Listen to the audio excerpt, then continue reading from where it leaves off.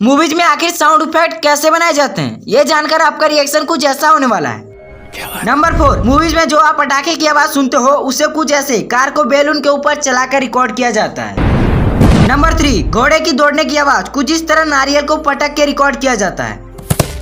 Number 2, movies में जब zombie किसी को काटते हैं तो उस आवाज को बनाने के लिए वे लोग टमाटर को खाते हैं।